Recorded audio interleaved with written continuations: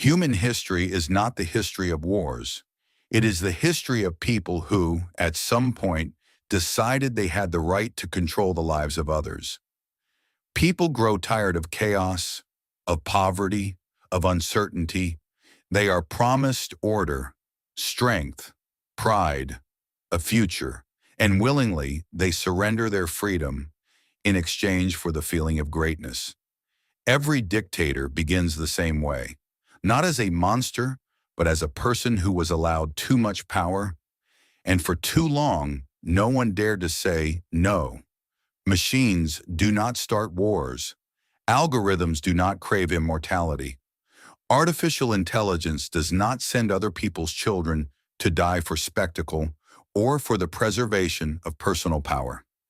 It is always a human being in whose hands absolute power has gathered. Power built on fear does not listen to words. It hears only the threat of losing itself.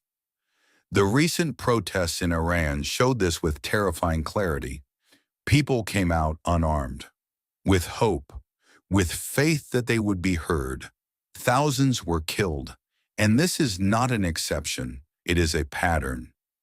Murderers are not welcomed with red carpets.